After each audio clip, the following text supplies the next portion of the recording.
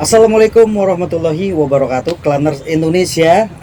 Kita berjumpa lagi, Klaners. Semoga Klaners seluruh Indonesia dan yang di luar negeri ya, khususnya Forsa, selalu dalam keadaan sehat walafiat, ya, panjang umur, dan selalu dalam lindungan Allah Subhanahu wa taala. Amin. Amin ya robbal alamin. Klaners, saya sekarang ini bersama tiga saudara-saudara saya dari Forsa Pekalongan, ya. Nah, ini beliau-beliau ini saya salut ya kepada beliau-beliau bertiga. Jadi beliau ini jalan kaki dari Pekalongan tuh Jawa Tengah, ya, ke studio Soneta Record, ya. Nah, tujuannya apa, dalam rangka apa kok bisa jalan kaki, ya, motivasinya lah ya apa gitu ya, nanti kita tanyakan ya, Klaners ya. Nah, ini kita perkenalkan dulu saudara-saudara dari Forsa Pekalongan, ya. Yang pertama dari persis sebelah saya ini namanya siapa, Mas? Nama saya aslinya Yuri Andi Setiabudi, biasa dipanggil Andi. Mas Andi. Dari Forsa. Kalau sebelahnya? Nama saya Aris Menandar, tapi dalam nama terpopulernya di organisasi Forsa itu saya Aries Stratocaster. Itu mengambil dari nama gitar pertama Pak Haji. Iya. Saya manggilnya Mas Aris aja ya. Oke. Kalau Bapak? Kalau saya coba nama Pak Bugel. Pak Bugel? Iya. Pak Bugel panggilannya ya? Iya. Pak Bugel. Nah, jadi Klaners, sebelah saya Mas Andi, Mas Aris, dan Pak Bugel. Nah, saya mau nanya dari siapa dulu ya? Kayaknya barengan aja kali ya. Iya. Nah, ini saya mau nanya nih. Saya jujur aja saya kaget. Saya sebelumnya memang melihat tuh di salah satu video ya, ketika lagi berpamitan ya. Iya. Lagi berpamitan mau jalan kan dari Pekalongan ke sini, ke Depok ya, ke studio Soneta. Saya bilang, ini serius apa mau jalan apa naik bis ini gitu kan. Sampai saya membaca di kolom komennya, sampai ada yang nyeleneh juga sih. Alah, jangan-jangan nanti naik motor Mio nyampe depan gitu kan. Artinya naik kendaraan gitu kan. Nah, pertama nih yang saya mau tanya nih, yang bikin saya penasaran nih, ya, tujuannya apa gitu. Artinya motivasinya. Sedangkan kan ibaratnya kan sekarang yang namanya fasilitas umum kan banyak, seperti ada bis gitu ya. Nah, itu gimana, bisa tolong ceritakan nggak? Tujuan utama saya untuk mengharumkan nama Forsa terutama. Oke. Harumkan nama Forsa, dan karena kami penggila Bang Haji kayak gitu. Penggila Bang Haji, jadi apapun akan kami lakukan. Oke. Ya, tujuan saya motivasinya karena saya juga penggila. Nah, kenapa saya harus mau menemani Mas Andi ini, bukan karena terpaksa, karena tidak. Karena dalam setiap saya ketemu sama Mas Andi, itu yang diceritakan adalah sejarah-sejarah Soneta. Jadi tidak afdol apabila Mas Andi melakukan satu niat yang mulia karena mengharumkan nama Forsa, kalau saya tidak ikut. Ini nilai yang terkandung dalam lagu Syahabat itu nanti tidak ada. Sesungguhnya nilai temannya paling setia adalah lebih dari saudara. Kalau Pak Bugel apa nih kira-kiranya alasannya? Ya, kalau aku sih sama tadi, yang mau mirip apa yang diucapkan oleh teman saya itu. Saya yang pertama kan, saya salut kepada Nak Andi yang dulu pernah saya asuh lah kayak gitu. Mau mau pipis katakan, mau salin baju, itu kan saya yang merawat dari kecil ya.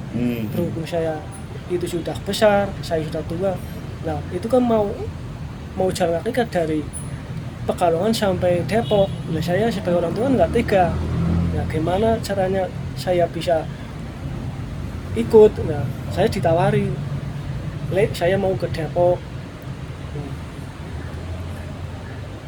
Bagaimana kalau ikut? Nah, saya jawabannya, tapi terus tanya saya nggak punya uang.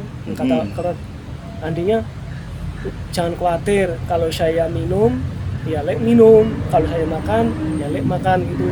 Tapi terus terang saya tuh tak punya uang gitu, ceritanya begitu. Oh jadi Pak Bugel ini paman dari Mas Andi? Iya, ini perlu saya ceritakan gimana, bahwa Pak Bugel itu yang mungkin yang ngomong lah secara orang Jawa, yang ngomong saya dari kecil sampai besar segini gitu, sampai besar itu yang ngomong, itu yang rawat lah. Gitu. Jadi saya punya rencana seperti ini. Tadinya itu rencana pertama saya sama Mas Umar kayak gitu. Tapi Mas Umar nggak boleh sama istrinya. Oke. Iya, Mas Umar nggak boleh sama istrinya nangis terus, jadi nggak jadi berangkat.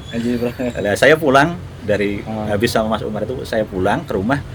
Saya berpikiran kayak gini, ini kalau saya sendirian nanti nggak sampai sana ini kayak gitu. Kayak gitu terus ini Pak Bugel datang, terus saya tawarin kayak gini, aku mau berangkat ke Soneta nih, mau jalan kayak gitu.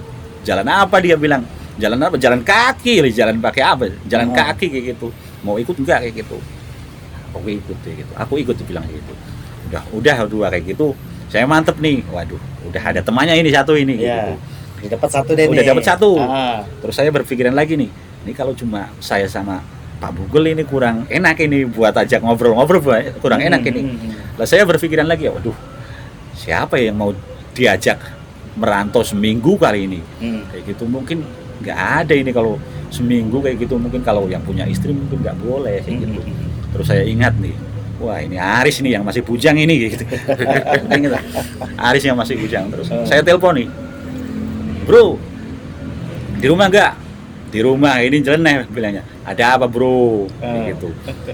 Saya mau jalan-jalan ke Soneta ini, tapi jalan kaki, nggak pakai anu. Sing bener bro, ini bahasa Jawa seperti itu. Sing bener bro kayak gitu. Bener, mau ikut nggak? Kalau mau ikut ya mau ikut, tapi saya tak izin sama orang tua dulu. Dia masih punya ibu. Terus dia izin sama ibunya, diperbolehkan. Ya udah, saya lengkap jadi bertiga kayak gitu. Jadi ide pertama Mas Andi ya? Iya. Ide pertama Mas Andi. Iya. Oke. Pinter nih Mas Andi nih. Sasarannya cari yang bujangan. Kalau yang udah berkeluarga susah. Ya kan, kalau panggilnya Pak Le berarti ya? Iya. Kalau Pak Le Bugel kan memang ya udah ada ikatan inilah ya. Iya. Ikatan batinnya kuat lah ya. Makanya kalau Pak Bugel mah oke-oke aja, hitung-hitung nemenin jatuhnya kayak keponakan gitu ya, seperti anak gitu ya. Nah, berarti ini yang saya mau cecer nih Claners nih, yang punya ide pertama nih, yang saya mau cecer nih, saya mau tanya nih, Mas Andi, itu gimana sih awalnya idenya tuh kok bisa tiba-tiba kepikiran mau jalan kaki, kenapa nggak naik bis gitu loh, kenapa nggak naik motor gitu, itu gimana tuh awal-awalnya ide gitu? Bang Haji bilang gitu saya merinding ini, karena itu berawal dari mimpi. Mimpi yang jadi kenyataan. Ya, saya kalau udah ada mau pasti saya wujudin kayak gitu. Oke. Saya wujudin mimpi saya kayak gini pertama kayak gitu. Saya mimpi didatengin Bang Haji sama dua kiai Seposana kayak gitu. Kiai Seposana datang ke rumah saya. Datang bilang kayak gini. Ini saya mau ngasih ilmu tapi dibeli gitu, dikasih mahar. Ya, dikasih mahar. Saya tanya sama Bang Haji, maharnya apa Bang Haji kayak gitu? Ini kalau mahar itu mahal itu kayak gitu. Oh, ini kan ilmu raja kayak gitu. Biasa selodehan Bang Haji kayak gitu. Ini ilmu raja ini, nggak semua orang kuat ini kayak gitu. Tolong kasih tahu maharnya apa Bang Haji kayak gitu. Maharnya, kamu kuat nggak jalan kaki dari tempat kamu tidur sampai Soneta Record? Saya langsung bilang, insya Allah Bang Haji kayak gitu. Nah itu mimpi saya bener pas malam Jumat Kliwon itu.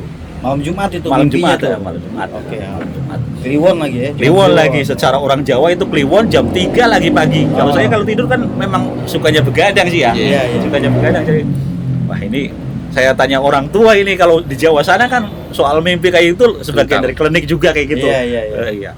Saya tanya, ini saya mimpi ketemu. Waduh. Kamu ini berat ini bro kayak gitu. Kata orang Seposana, berat kamu ini. Kalau udah mimpi kayak gitu kamu harus lakukan gitu. Ya, saya kan memang orangnya kayak gini. Jangan nggak perintah pun saya mau lakukan kayak gitu. Udah bilang kayak gitu. Jadi saya cerita kayak gitu, itu berawal dari mimpi. Jadi saya wujudkan jadi kenyataan. Jadi berawal dari mimpi Klanners ya, dimimpiin sama sang idolanya nih, Iya. kan? Luar biasa Klanners ya, artinya kegigihan itu ya, niat tekad yang kuat. Karena Pekalongan, taruhlah Pekalongan Jakarta itu kurang lebih sekitar berapa kilo itu? 400 kilo ada, 300-an ada? 397. Taruh lah, berarti 400 kalau kilo lah ya, 400 kiloan itu sampai sini nih, sampai Sonata Record. Saya aja kalau touring naik motor, kalau mau ke Bali apa gitu kan, lintas ini kan Pekalongan juga tuh, sering lewat Pekalongan, itu pun berasa jauhnya, bisa sekitar kurang lebih 6 jam lah gitu ya. Nah, ini perjalanan kita pengen tahu nih Klanners ya, selama perjalanannya pasti ada pengalaman-pengalaman yang menarik, ya kan? Selama perjalanan nih, start dari rumah, ya kan? Pertama yang saya mau tanya itu, ada bekal apa yang dibawa? Kami kalau dari rumah kan pertama jalan kan saya sama Pak Bugel, berarti rumah saya kan saya dulu baru saya menghampiri rumah Pak Bugel gitu. Pak Bugel gitu. Itu saya jalan udah berarti ke rumah Pak Bugel itu 2 kilo. 2 kilo, itu udah di jalan tuh 2 kilo. Itu nanjak itu, jalannya nanjak kayak gini. Terus itu saya ini ketemu sama apa? Sama lagunya Bang Haji. Pengabdian ini pertama ini. Pengabdian hidup laksana suatu jalan berlembah ngarai dan likuan. Tak catat ini. Tak catat. Ya. 1 berarti. Saya langsung ingat mimpi itu jadi kenyataan ini, berarti enggak dikasih Bang Haji secara langsung tapi lewat syairnya kayak gitu. Saya itu seperti itu. Dan dari tempat saya ke DPC ke sekretariat Kabupaten Pekalongan itu jaraknya hampir 40-an kilo lah kayak gitu. Jadi saya tempuh dari jam 4 sore sampai jam 9 pagi itu, paling berat itu. Beratnya kenapa? Karena nggak pakai alas kaki.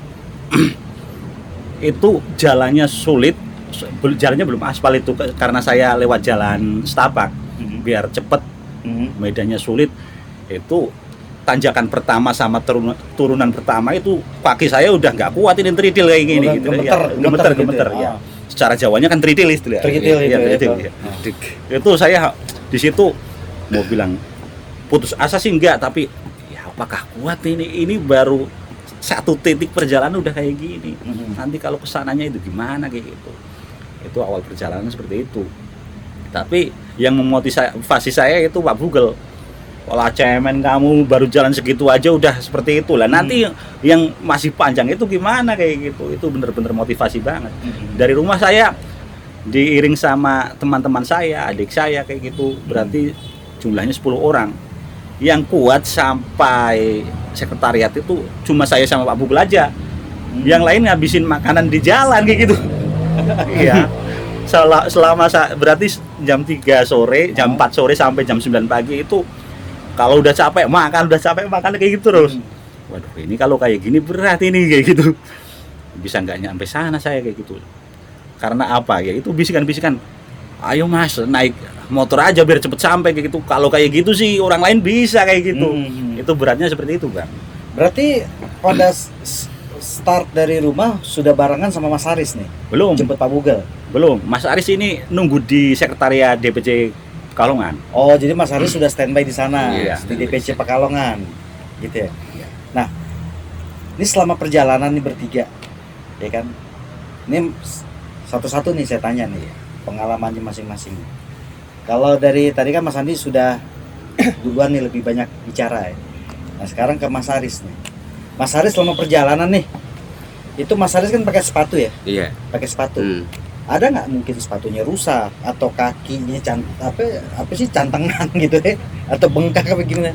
Ya alhamdulillah sampai hari ini sepatunya masih normal, tidak ada yang sobek dan tidak ada yang keluar lepas dari limnya, dan kakinya juga masih tidak ada yang lecet-lecet.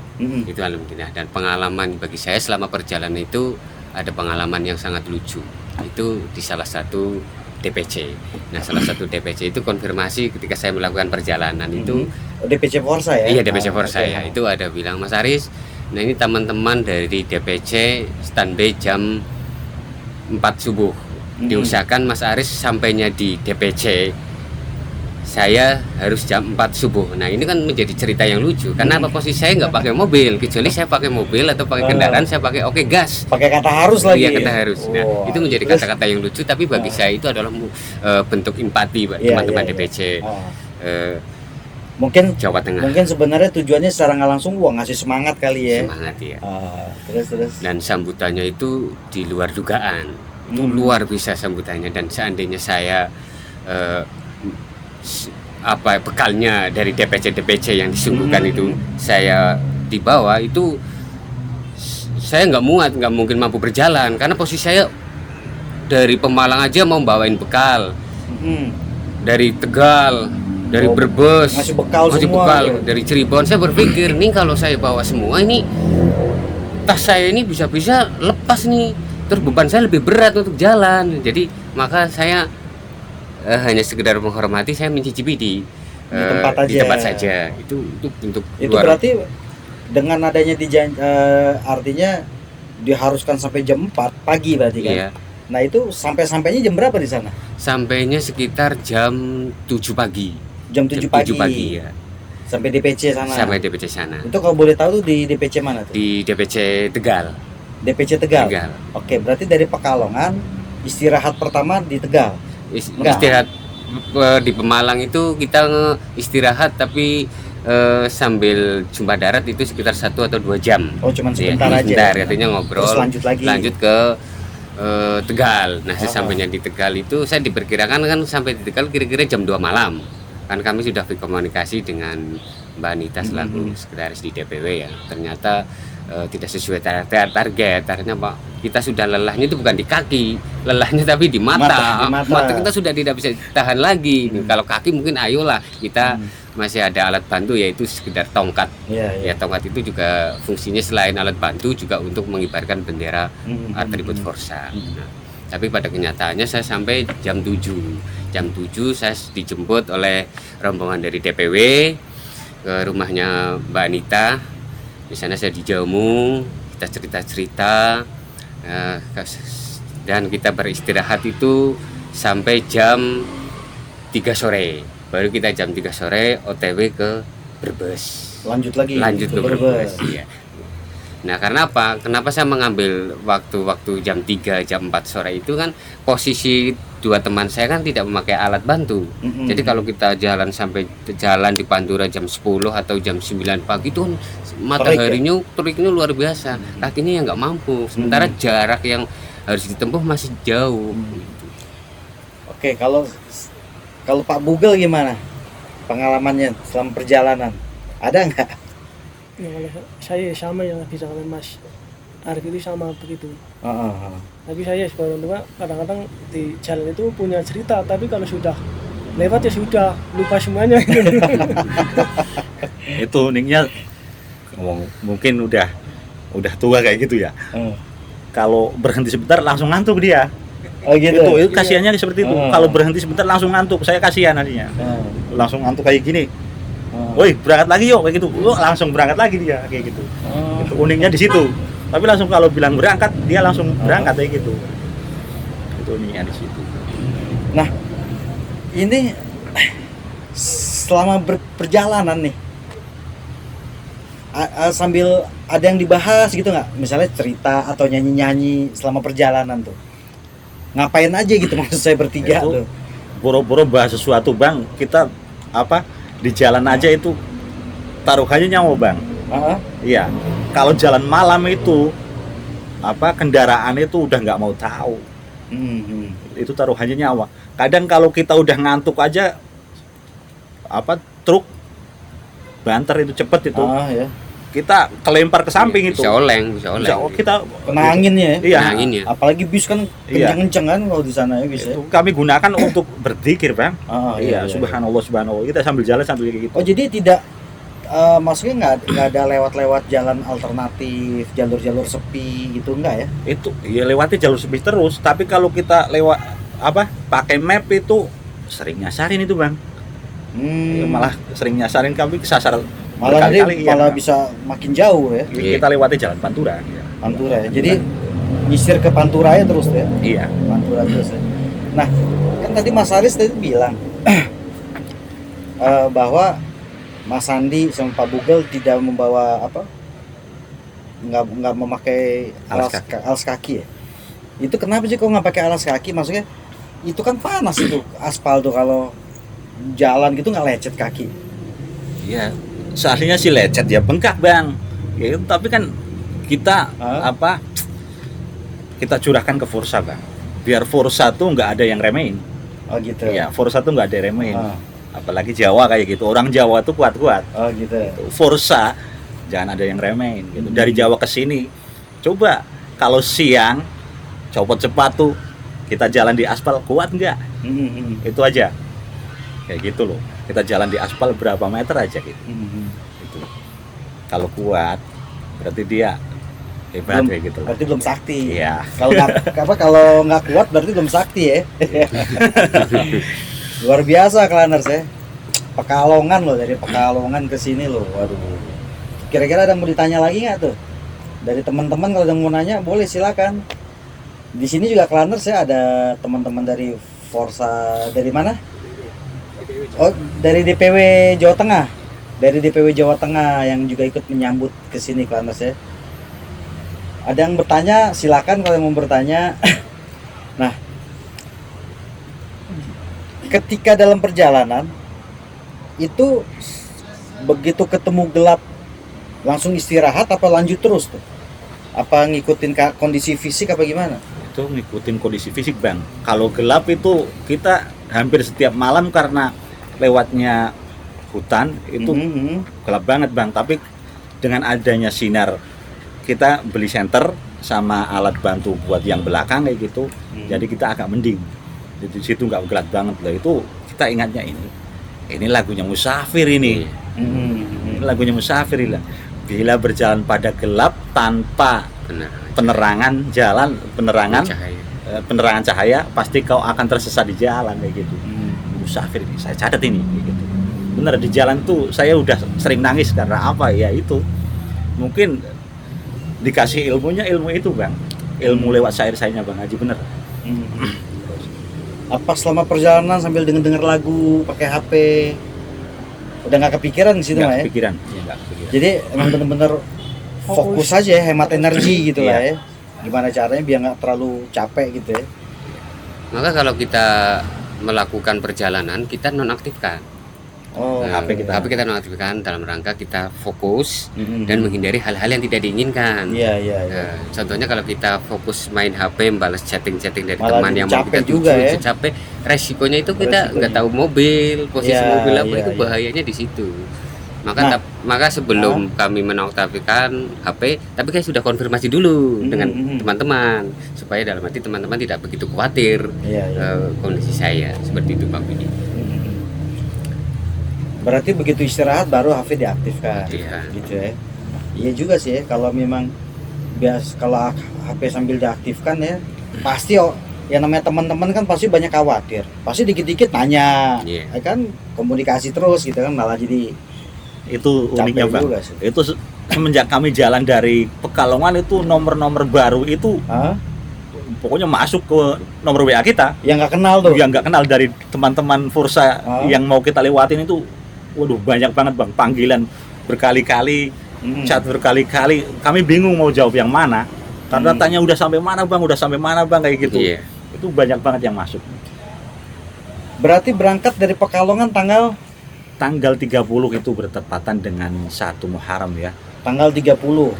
Berangkat 30 ya. Iya. 30 sampai tiba di sini nih tanggal 5 tadi pagi tanggal 5. Itu kan kami udah pikirkan terlebih dahulu Bang, antara tanggal 1 dan tanggal 5. 1 kan bertepatan dengan tahun baru Islam itu kan. Iya. Tanggal 5-nya itu karena kami terinspirasi dari lagu Bang Haji yang judulnya 5 itu. Oke.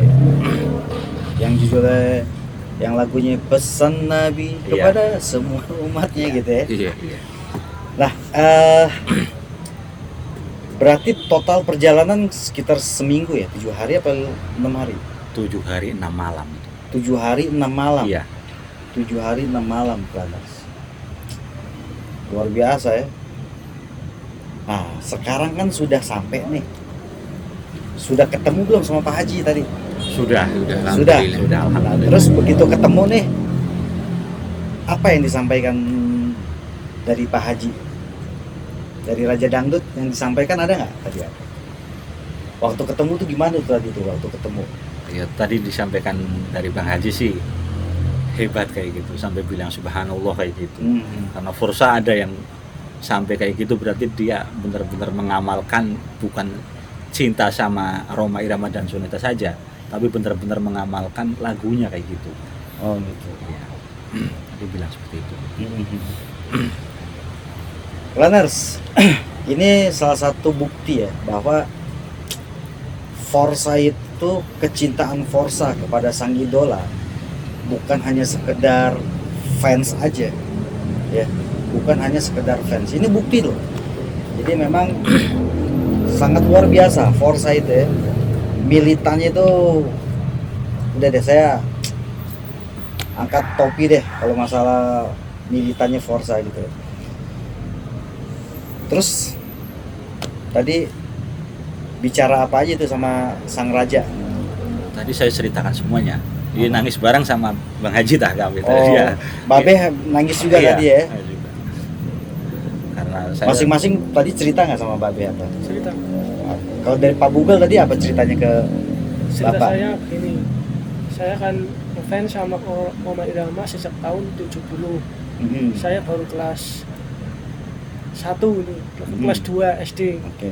Dan begitu dengar lagu, saya kan namanya Indonesia kan punya bayangan. Seandainya saya ketemu Bang Haji, kapan dan tahunnya. Waktu itu saya belum bisa bercerita, belum mengungkap perasaannya. Tapi setelah itu anak yang saya rawat itu punya keinginan lah, saya baru tadi bicara langsung sama Pak Andi. Saya bicara dengan Bang Haji itu tadi cita-cita tahun 70 itu. Berarti Pak Bugel sebelumnya belum pernah sama sekali ketemu sama Pak Haji? Belum pernah. Baru sekarang ini? Iya. Ketemu bertatapan langsung gitu? Iya. Kalau Mas Haris? Kalau saya ketemu dengan Pak Haji itu sekitar ada 6 kali. Udah 6 kali? Udah 6 kali, tapi ketika beliau dakwah, artinya jaraknya agak jauh, nggak seperti ini kan. Ini momen yang luar biasa lah, mimpi pun tidak. Nah, karena apa? Sebenarnya saya itu mencintai Bang Haji itu seakan-akan itu satu takdir, Bang Diki. Satu takdirnya kenapa? Saya itu mencintai Bang Haji itu bukan karena saya melihat dari teman-teman fan Bang Haji. Bukan ikut-ikutan lah ya? Ikut-ikutan. Itu sejak kecil itu kalau dari tradisi di kampung saya ini, itu yang namanya kaset pita kalau sudah tidak dipakai, itu difungsikan untuk menakut-nakuti burung. Karena kalau kena angin kan bunyinya seperti itu. Nah, waktu itu tetangga saya ada yang mau bawa ini, kaset itu mau dibawa ke sawah. Nah, saya minta itu satu, yang nggak ada sambulnya, artinya hanya kaset itu. Nah, saya minta satu yang warnanya putih yang ada tulisannya Lucky. Nah, karena saya pada waktu itu kakak saya itu kan cintanya dengan lagu-lagu barat. Nah, Lucky itu saya cari jangan-jangan ini lagu barat ini. Yang barat. Nah, saya minta satu itu. Nah, satu lalu saya masukkan ke mini combo itu. Saya kirain lagu barat ini, Bang Wiki. Nah, setelah saya play ternyata itu lagu Lari Pagi. Lagu Lari Pagi. Yang pakai periwitan tuh. Iya, gitu kan. Itu satu takdir. Ada lagi kebiasaan saya itu kan, ada orang-orang anak orang kaya itu kalau udah beli mainan itu kan bosan, masih baru dibuang. Nah, karena saya terbatasnya dari segi ekonomi, saya main ke kebun itu.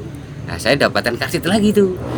Kasetnya hampir sama dengan kaset saya yang punya, warnanya dikirain saya kosida ini. Nah, saya ambil saja itu. Saya ambil di kebun, saya play lagi di mini combo. Ternyata itu lagu Kabar dan Dosa. Lagu apa? Kabar dan Dosa miliknya Haji Omar. Kabar dan Dosa. Nah, di situ satu apa ya? Seakan-akan menjadi dorongan. Nah, ketika saya kecil, di sini juga ada tradisi. Di situ kan masih jarang yang punya televisi itu satu rumah satu. Masih ngumpul bareng lah. Nah, di situ ketika saya masih SD itu kalau saya lihat malam di hari Minggu itu kan saya nggak sekolah ini, ngumpul-ngumpul bareng itu saya lihat ada dangdut ria. Ada di Lusiar itu kan ada dulu dangdut ria. Itu di usia seperti itu saya justru sudah punya pemikiran ketika saya melihat program dangdut ria itu bukan lihat dari penyanyinya. Ketika penyanyi itu menyanyikan lagu, saya lihat dari tulisannya di bawahnya. Cuma Kamu ciptaan Rhoma Irama. Nah, di situ saya tulis di buku itu. Ketika saya sekolah itu kan ada buku pelajaran tata boga. Itu diwajibkan dengan buku yang lebar dan panjang. Saya tulis nih, Cuma Kamu. Setelah dengar lagi saya tulis lagi. Nah, saya urut nih, sebenarnya berapa sih Bang Haji menciptakan lagu-lagu yang tentang cinta? Saya tulis lagi, ada melodi cinta, kegagalan cinta. Itu saya tulis seperti itu. Nah, suatu saat saya melakukan perjalanan dari Bandung ke Pekalongan. Nah, di daerah Sumedang itu ada orang jual majalah, tapi majalahnya sampulnya itu agak sedikit gambar-gambar yang itulah, tapi bukan gambar porno, bukan gambar tabu. Nah, saya beli, Mas ini beli nggak? Tapi jangan buka di sini, bahaya nih. Saya buka di rumah nih, Bang. Saya buka di rumah. Gitu. Wah, gila nih, saya ketipu nih. Bukan isinya bukan yang seperti sampulnya ini. Karena pada waktu usia masih anak-anak itu kan agak cenderung dengan gambar-gambar seperti itu. Nah, setelah saya buka, legenda dangdut musik Indonesia Rhoma Irama, persis fotonya Pak Haji itu di depan Soneta Record yang sekarang saya menyaksikan sendiri itu, Bang Biki. Nah, di situ saya awal tahu ada nama Debbie Vermarasari, Vicky Julfikar, Romi Sahria. Itu saya di situ sebelum waktu teknologi meluncur pesat, ada Google, itu saya sudah tahu biografinya biografinya Rhoma Irama di situ. Itu tanpa saya lihat sampulnya loh, Bang Vicky. Ini bahwa saya kan seakan-akan saya ditakdirkan untuk mencintai Rhoma Irama dari pengalaman-pengalaman itu tanpa disengaja. Kalau Mas Andi, iya. Itu cerita saya unik lagi. Dulu tuh saya begini, setiap saya sakit, bapak saya kan dulu tukang orkes juga kayak gitu. Disetelin kaset Rhoma Irama. Dulu saya kenal lagunya Bang Haji pertama Rupiah itu. Volume 3, rambutnya gondrong. Wah, ini bagus ini. Disetel pagi-pagi itu. Saya sakit panas itu. Nggak bisa gerak, lemes kayak gitu. Musiknya musik dulu enak banget. Teng. Sini langsung hati tuh kayak joget ini, nggak tahu kenapa ini. Setiap saya sakit, kalau didengerin kasetnya Bang Haji, nggak tahu kenapa. Itu uniknya saya. Dari dulu kalau saya sakit, saya sunat pun dulu mintanya kasetnya Bang Haji. Ditanya nih bapak saya dulu, sunat kamu minta apa? Dikirakan minta tanggapin orkes, layar tancap atau apa kayak gitu kan. Enggak, saya mau beliin kaset aja, beliin kasetnya Bang Haji gitu. Yang judulnya apa? Itu usia berapa itu? Usia sunat saya kelas 5 SD. 5 SD? Iya, 5 SD. Kirain SMA sunat, enggak ya? Enggak gitu. Soalnya udah ngerti lagu dangdut nih. Memang dari kecil. Iya, permintaannya itu kan. Iya. Ya, Masya Allah. Nah, jadi sekarang dari sini mau ke kantor DPP. Iya. Mau istirahat di sana gitu ya. Oke. Baik, Mas Andi, Mas Aris, Pak Bugal, ini terima kasih banyak ya. Artinya ya saya juga sebagai keluarga ya, mewakili keluarga besar juga sangat berterima kasih atas kecintaan Mas Andi, Mas Aris, Pak Bugal, sudah ibaratnya sudah bela-belain berjuang jalan dari Pekalongan sampai studio Soneta. Terima kasih banyak. Dan juga kepada seluruh Forza se-Indonesia, saya mewakili keluarga besar mengucapkan terima kasih banyak ya atas kecintaan saudara-saudara Forza semua. Baik, karena beliau juga perlu istirahat, baru sampai tadi pagi, Jadi kita nggak bisa terlalu lama ya Claners ya, biar bisa langsung istirahat nih ya. Oke, kita tutup aja ya. Sekali lagi saya terima kasih banyak Claners.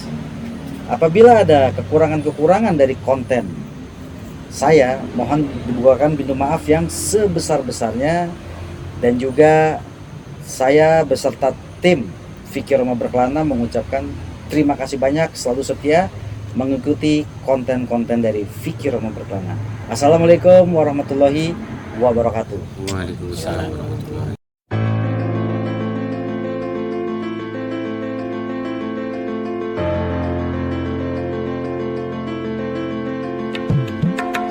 Joget boleh, asik asik. Mari kita berjoget, mari kita bergoyang, mengikuti irama, menikmati suasana. Sesekali sih boleh, jangan keasikan, nanti berbahaya, bisa lupa daratan.